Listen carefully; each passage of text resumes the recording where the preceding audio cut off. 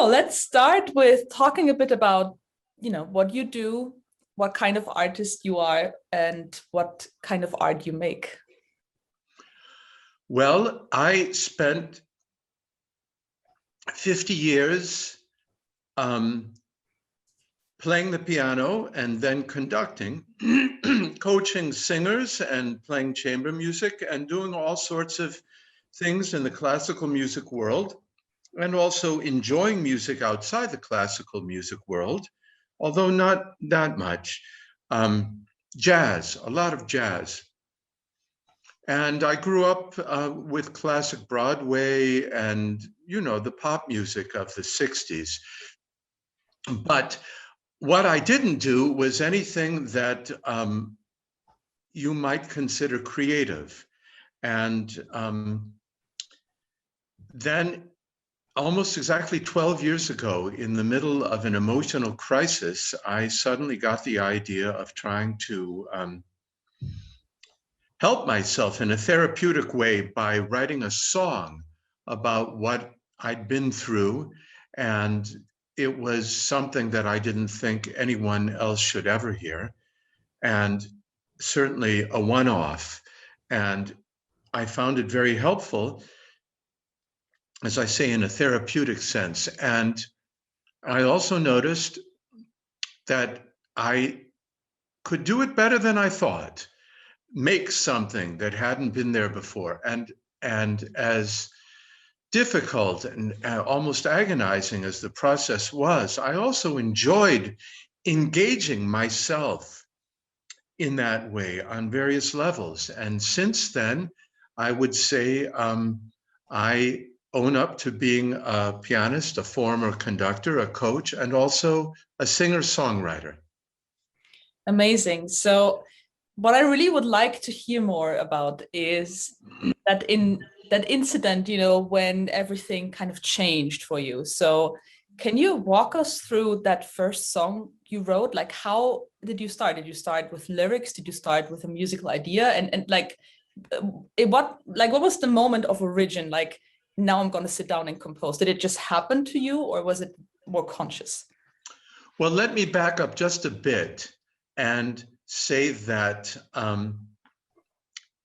I think that classical musicians in general, except for the ones who've always composed, are afflicted with a malady of spending our days laboring in the fields, in the valleys of the great giants.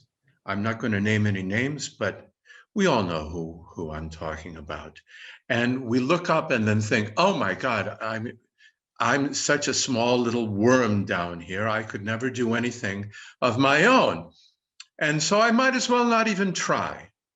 And because I'd never tried, I felt confirmed in my total lack of talent to do anything creative. And in the situation that I said caused me to write my first song, I was so desperate. I was writing a lot of emails that I didn't send, and writing in a diary and scraps of paper, and all these thoughts. The wheels were turning really at high speed, and had nowhere to go. And the pressure, the internal pressure, was such that I didn't stop. And that was really the key. I didn't stop to think, can I do this? Mm-hmm. The combustion point had been reached, the critical mass had been reached. And so I didn't stop to think whether I, as such a small worm in the valley of Bach and Beethoven and all those people, could do it. I just did it. Mm-hmm. And the basis was all the stuff that I'd been writing text-wise, as I say, the unsent emails and the scraps of paper and the entries in my diary, and just trying to take stock of the situation I was in and the person who had caused this situation. And so I would say in this case, it started with a text, sort of content as text. And so I thought, why don't I try to make this a little bit more compact, a little bit more concise, put it in a form, maybe like make it more rhythmic and make it rhyme, you know, like with couplets or verses of 4, something like that, and then set it to music. So that was how I did it the first time. But since then, my modus operandi is always something in me totally unexpectedly goes click about some sort of subject, some theme, something that interests me personally, but interest is not strong enough. I mean, a lot of things interest us. But since it takes me an average of 4 to 6 weeks to write a single song, it has to be more than interest. It has to be something that I really want to obsess about for the next month or month and a half. And then once I have that subject, or what I think is going to be the subject, I like to think of going for a little walk along the seashore and enjoying the breezes and looking out at the water and the waves and picking up little stones and shells and things like that and carrying them home with me. And out of those little pretty stones and shells, I acquire a certain basic stock that is going to be the core of the next song. And I don't think critically, does the one thing fit with the other? I just assume that pretty much anything that occurs to me that flies in through the window or through the door, text-wise, or in terms of musical scraps, little chord combinations or melody segments or something like that, I will somehow fit them all together. And I don't know how, but they will end up being my next song. And so I don't think in terms of, I try not to be critical at first. I just try to open myself and trust that anything that the world is giving me, or my inner instincts or something like that, is likely going to be part of the next song.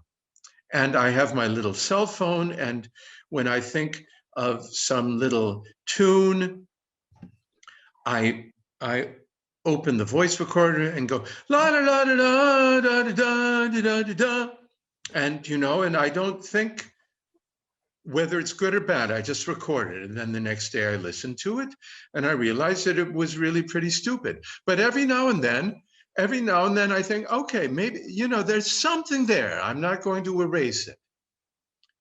And so little by little, these little scraps, these little motes of dust flying through the air collect and start to form something that, as I say, is going to be the core. And then at some point, after about 2 or 3 weeks, I feel like, okay, my collecting expeditions I've brought home enough little pretty shells and stones and stuff like that to get started. And then I sit down and start to do the actual work of writing the song. That's very interesting. I think it's very true that you have to be open in that first part of the creative process, because if you start to think too much, to judge too much, to try to make sense of everything right then and there, it wouldn't work. You would kind of, yeah. Well, I think that's probably one of the ways I got in my own way for 50 years. I would have some sort of idea, like la da da da da da, and I thought, oh, Ted, that's stupid. Please, go play some Beethoven, and I would nip it in the bud, and whatever impulse I had, I would just shut it out by saying no. And as I say, the key to my breaking through and entering this room that had been waiting for me for a long time was I was so I was suffering so much that I didn't stop to say no. I just did it. And so that's the key, as you say, not to criticize it, but just to open yourself. That's very true. And I definitely want to come back to that one. I have one question that just occurred to me. Do you have any thoughts on why this is the exact form of music that you make? I mean, you could, for example, you've been, you know, a pianist more than anything else, I think, and a conductor, of course, but the piano seems to be like your center as a musician. So you could have as well just, you know, written instrumental pieces for piano or gone into doing music that is less modern, because your art songs, they have that modern feel to it as well. It's not a classical art song. It's also not a musical song. It's also not necessarily a Broadway song. It's something in between. So there's a lot of things it's not. That's true. But we won't emphasize that. No, but I'm really curious, like, why do you think this was the form that you chose intuitively in that moment? That's an interesting question. And if you don't mind, I'll just go think about that for a few minutes and I'll get back to, no, it's funny because as you know, we've just started some crowdfunding for a musical film project. And one of the people I reached out to is an American tenor who is now, he'll be turning 87 next week. He's still active. He teaches a lot. But when I first went to New York, almost 50 years ago, about 48 years ago, I worked a lot with him, helping him prepare for art song recitals. And I think that was what planted the seed in me, because it is, as you know, it's a very, I mean, I've spent my entire career in opera. But an art song, you know, for one person singing and another person playing the piano, it's so intimate, it's so intense. You're responsible for everything and you're forming a partnership with someone else. And that just really seems to be very close to me. And I must say also, I've always enjoyed language and trying to find the right way or an interesting way of expressing something. And as you know, I write the lyrics for my songs as well as the music. And I've always sung to demonstrate for real singers in coachings, you know, or conducting. But that made me very aware that I'm not a real singer. I mean, a singer goes through years of very intense training. You don't just sing. But I think some of that work with the singers rubbed off on me. And I do think that I have, as I say, untrained, but I have pretty healthy instincts in terms of using my voice, and I enjoy it. And my father had always sung as part of an amateur men's chorus when I grew up in Cleveland, and I loved going to their concerts. So I think a lot of these things came together. My obviously, as you say, that the basis as a pianist and all the intense contact and work I'd had with singers, classical singers, and enjoying using my voice that way, and also my involvement with lyrics and poetry and expressing myself through language. And so suddenly, when I wrote this first song, that just seemed the obvious choice. And a lot of people have said, you know, you should write some piano music, or, you know, you should write an opera, or, you know, you could write chamber music or symphony. And probably, if I put my mind to it, I could. But I've written 102 songs now and nothing else. And nothing else interests me. That just seems, I just seem to have fallen into that as the right the right way of expressing myself. And when I'm sitting at the piano singing and playing my songs for people, it involves every part of me. Yeah. So I guess that's the answer. Just it includes all the different things that I think I can do or would like to be able to do. I think it's really interesting because in that sense, your music is art songs, because with a classical art song, the piano and the vocals are equals. So it's not like in modern music where oftentimes the instrumental is just there to support the singer. Obviously not all types of modern music, but a lot of the time it is like that. Or they have a subordinate role. But in your music, that's not the case. And I think it's really true that it expresses all of you. And it's like, there are actually two singers. One is singing, one is playing, and they're both having a conversation of some sort. And that's very interesting. You should say that.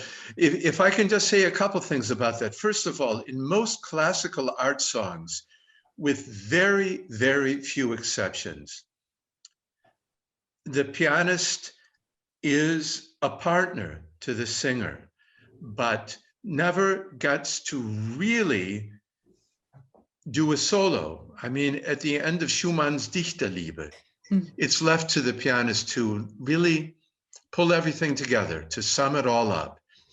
And in other songs, every now and then, there's an introduction or a postlude or something bridging the verses or something like that. But I think perhaps because I was aware the whole time that I wasn't really a singer, but a pianist, the way my songs are, I try to keep myself occupied as a pianist while I'm singing, but hold myself back so I don't get in the way too much of the words that are being transported and the melody and the sound of the voice. But at some point in almost every song, in the middle or, somewhere, the singer steps aside, and as you say, I can sing as a pianist and think, okay, now I've been modest and considerate and polite long enough. Now you got out of the way. Now and it's really true, because not only in terms of the musical material that's being handled in every song, but also the theme. I mean, the emotional content, the non-musical message, that speaks to me as a pianist too. Mm-hmm. And so why shouldn't the pianist also have a way of engaging with this content that is separate, independent of the singer? And so I'm throwing in my two cents worth as a pianist too, but we're both engaging with the same material. Yeah, you're talking. That's something you don't usually get in a classic art song. That I agree on. I think it's very interesting, because sometimes I have the feeling, and that's obviously maybe too specific for now, but that, you talk about the same things as a singer and as a pianist in your song, but you're not necessarily saying the same things about the topics. But that's something to discover maybe for the audience. I could have saved myself the last 2 or 3 minutes and just let you say that one sentence. You are recording this, aren't you? Because I want to write this down.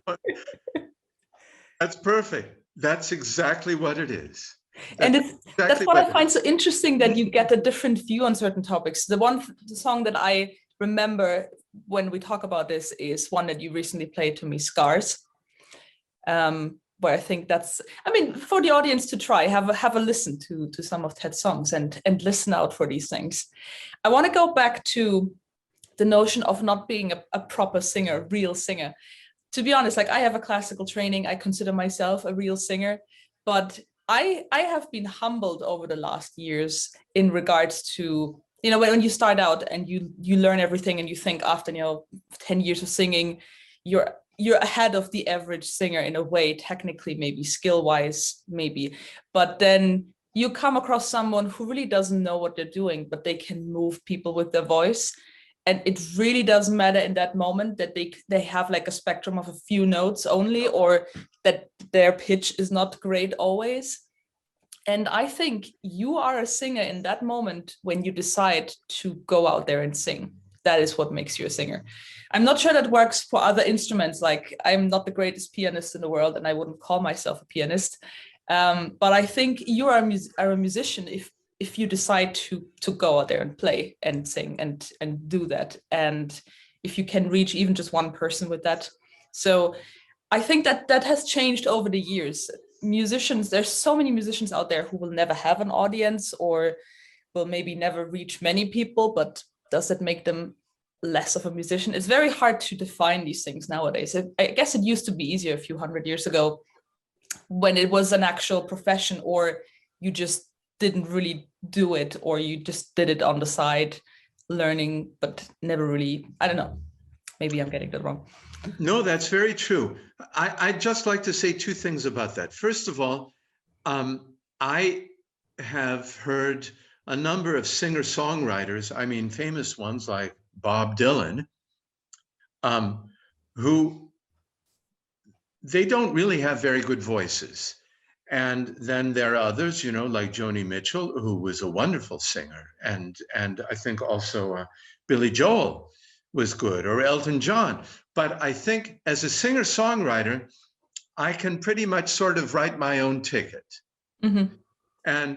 And that sort of joins up with the second thing I wanted to say, which is I love it when other people sing my songs. I mean, you sing my songs gorgeously. And once or twice, I've had the pleasure of hearing a baritone. I mean, if I were a real singer, I'd probably be a baritone. Hearing a real classically trained baritone sing one of my songs, my God, what a pleasure that was. And I sat there thinking, oh, that's how this could sound. Mm-hmm. So, but I console myself, if you want to call it that, with the thought that a lot of people can sing my songs better than I can, but nobody can sing them like me. That's very true. Yeah. Because it's coming, as they say in English, straight from the horse's mouth. You know, I wrote it, every note and every word came out of me. And I think perhaps some of that is, you feel that in the way I sing and play it, that this is me talking, you know, even if the voice isn't that great, it's what they call authentic. Yeah. And I mean, imagine what it would be like if we would have recordings of Schubert and Schumann maybe playing and singing their own songs, which they must have done, you know, when they wrote them, I guess. Sure. Yeah. Absolutely. That would be very interesting.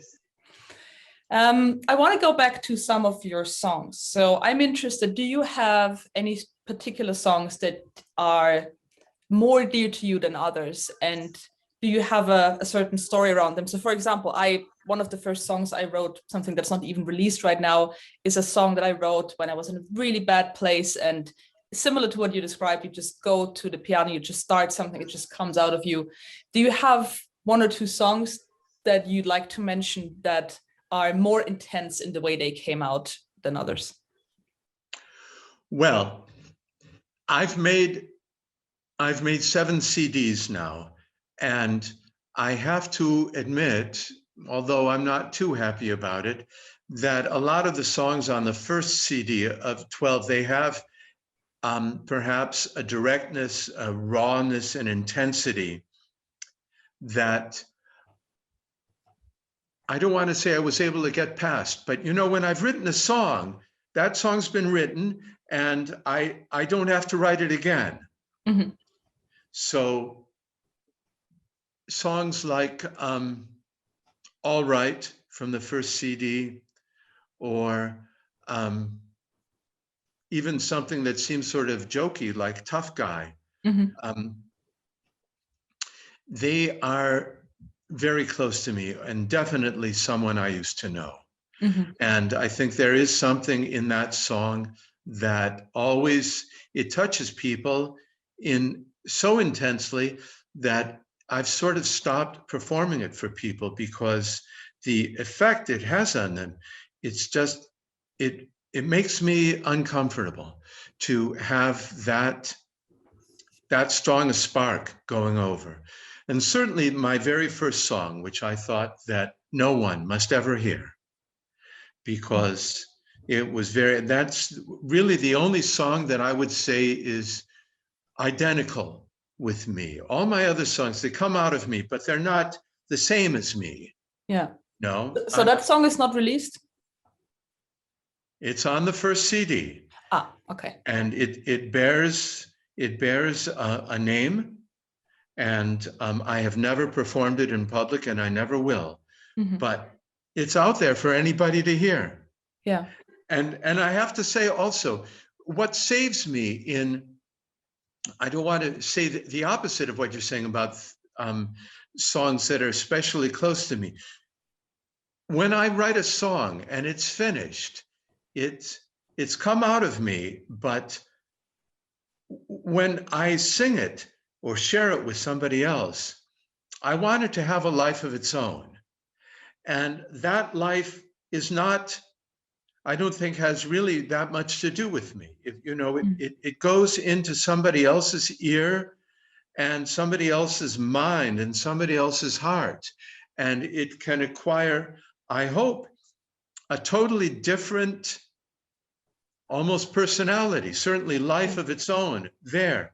And so in a way, I feel like when I share a song with somebody else, I have to go there personally, but then I'm actually just the messenger, and the song has to stand or fall on its own in the other person's mind.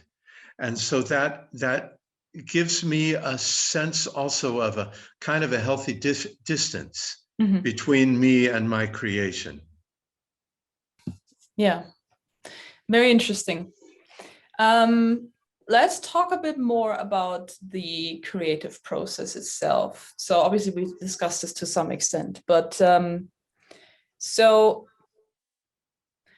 what would you say, let's go a bit broader, what would you say in regards to life events, moments in your life, phases in your life, influenced the topics that you're talking about and the feel and the mood and the kind of the universe of your songs? Like which events would you say had an influence on it? So for me, for example, it's definitely relationships. It's definitely, losing someone, death or illness, that sort of stuff that kind of leaves its mark.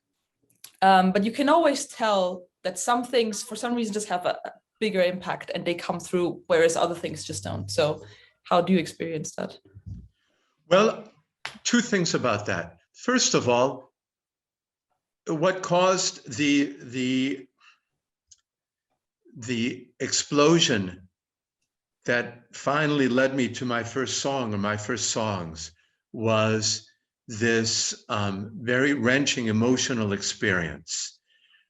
But what it did for me was bring me into contact in an active, creative way that I'd never allowed it before, with feelings that I had and that were there to be mined. And so I think, having been brought to those feelings, I can take up contact with them anytime. I've opened myself to them. And so they're there for me. And they're also there as a source of my creativity. And at the end of one song, where I describe having come to my first song, it's called Lost and Found. I say, but then I dried my tears, looked within, saw a door, and I went through and found my song. And that's exactly what happened. Yeah. But in terms of life events in general, I think everything that we've experienced, certainly early on, but even now, can still influence us if we let it. I think we sort of grow with thick skin, and we develop our ways and means of dealing with things, and that things are filed away in with similar experiences.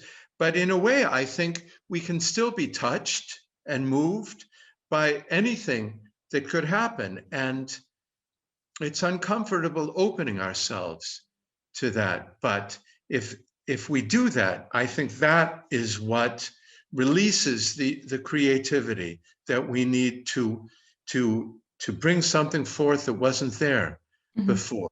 But when people say to me, oh, wow, you went on a road trip in America, I can hardly wait to hear the songs that will come out of that. Or, oh, wow, look at that, or, oh, that'd make a good song.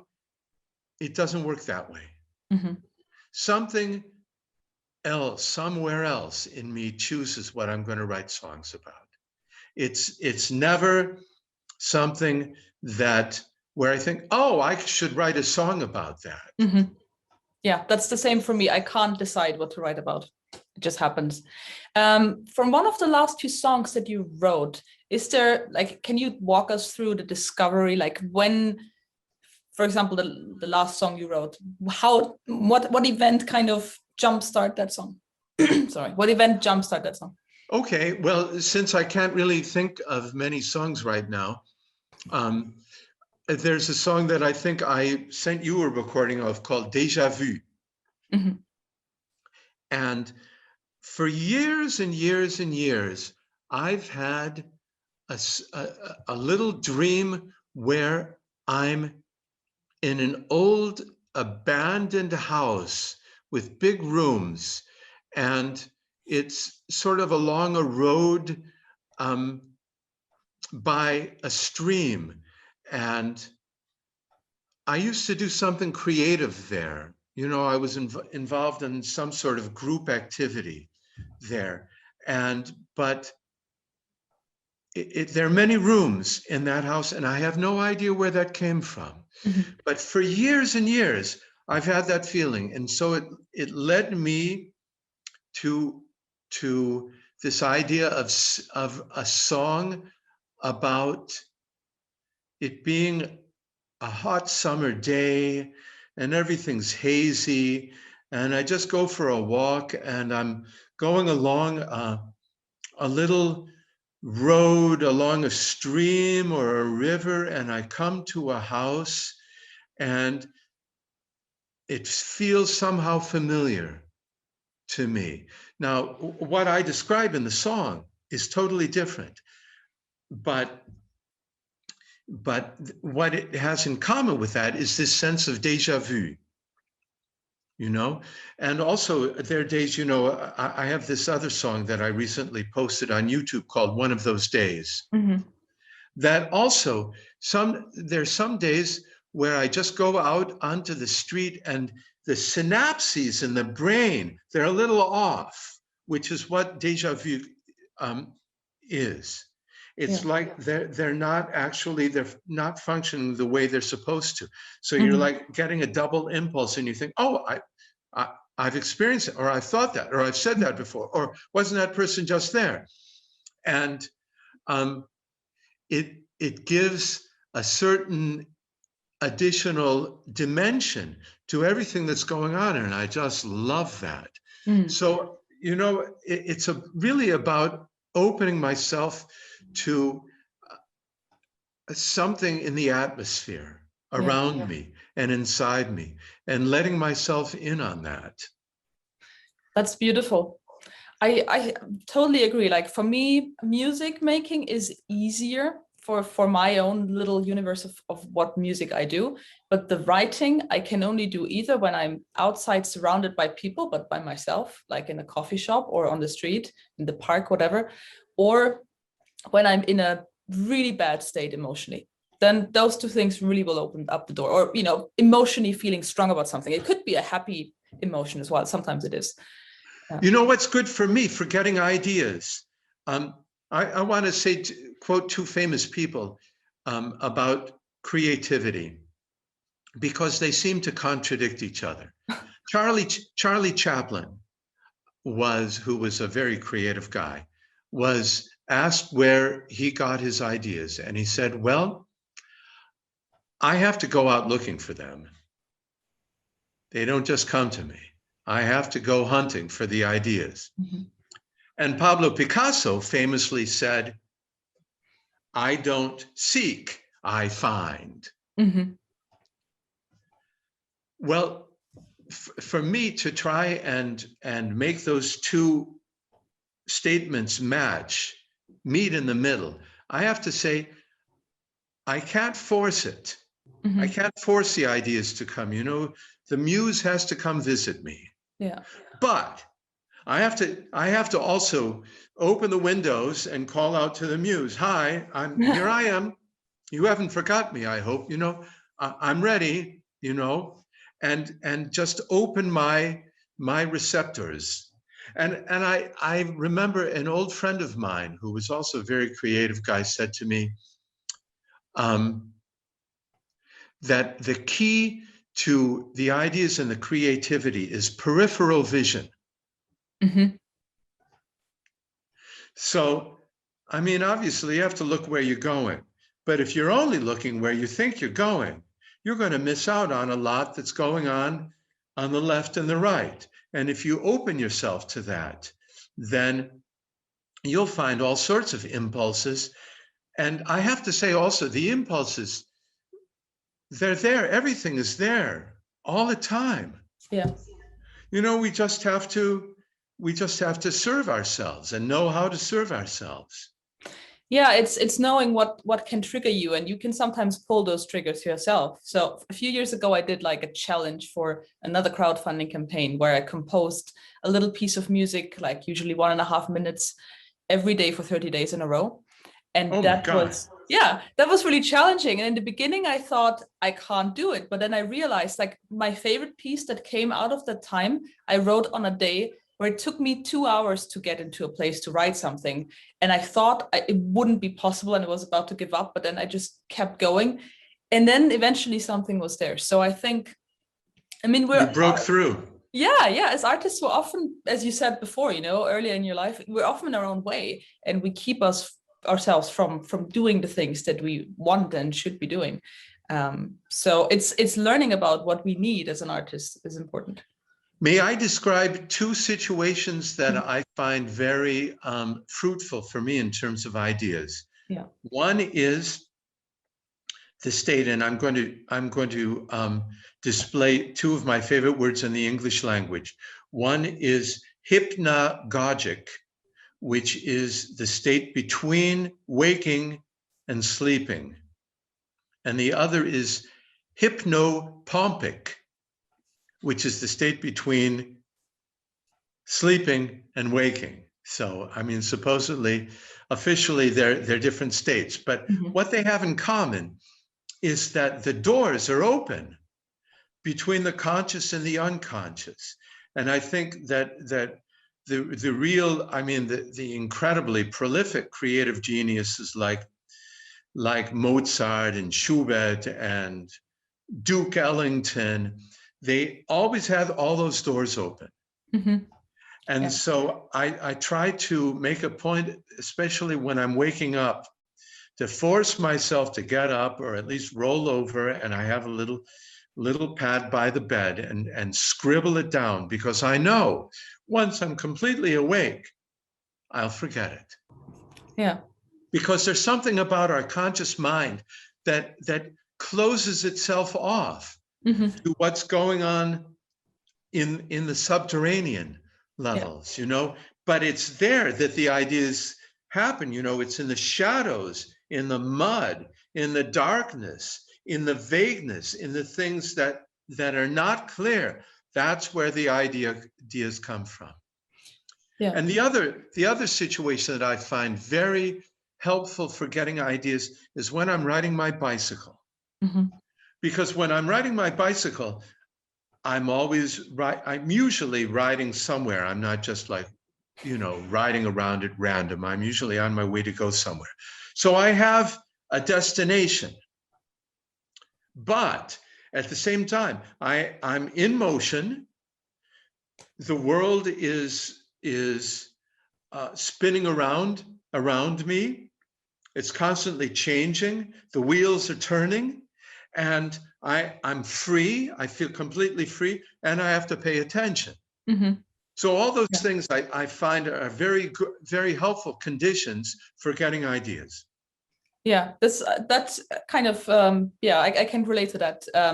For me, it's funny enough. I mean, I dream a lot. I never I'll bet sleep you do. without dreaming. I basically experience like the 8 hours of sleep as a continuous dream every night. But I have never written a song about anything I've dreamt. Never. For me, but the state is similar. For me, it's when I listen to music, certain types of music, or when I go for a walk, that I think is similar to the bike thing. When I just move and see things and light and nature and people, that sort of stuff, that triggers things. Right, I have one last question to round everything up. Do you have any artists that are emotionally closer to you than others? Obviously, I mean, you must listen to, read, and seek out to see lots and lots of different types of art. But if you could name, let's say, one artist right now that at the moment influences you or emotionally touches you, which would you name? Well, we've discussed this guy before. There is a composer, and I don't listen to his music or think about him ever. But when I do hear something by him, and I recently recorded a piano part by him that you're going to sing to, I've always felt a very great closeness to him, and it's Gabriel Fauré, a French composer of the mostly 19th and early 20th century. And there's something about him that is sort of cool and French and controlled and cerebral and almost a little bit subdued. And at the same time, you feel there's a tremendous undercurrent of really strong emotions going on. And he has a talent for finding chord progressions, harmonic things that just do it for me. Yeah. I could tell. I could tell when you recorded that the piano part. It's very interesting to see you like this, because you're usually very I don't want to say controlled, because that's not the right word, but I hardly see you carried away while you're playing. You know what I mean? You're always in control in that sense, in a good way. So that's very interesting how people react to certain things. I agree. Like the song that we are recording is very beautiful, and so is his whole work.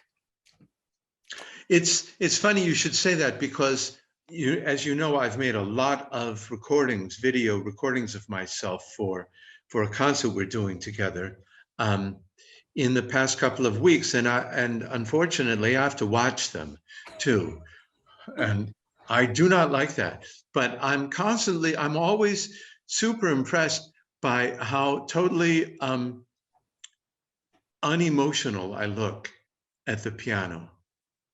And all I can say, and also when I'm singing too, unless I really try to consciously change my facial expression occasionally or something like that. But all I can say is I'm totally concentrated on the sound, mm-hmm. on what's going on the acoustic level. And in a way, as a physical, visible personality, I have no consciousness of myself. It's almost as if I don't feel I'm really there, and mm-hmm. there's nothing to see. It's all in the hearing. Yeah. Yeah, I can relate to that to some extent. Like vocally, there are a lot of things that are going on, and you wanna. It's very easy to focus on the sound only, but when I experience, that feeling of being overcome by the music and almost being led through it rather than being in control, that's what I enjoy the most. All right, thank you so much for joining me for this very interesting interview.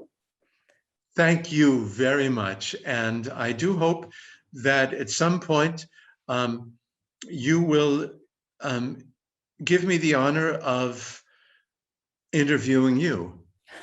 Yeah, maybe we turn it around in a... I'd love to, because I have lots of questions too, and you have fascinating insights too, I have to say.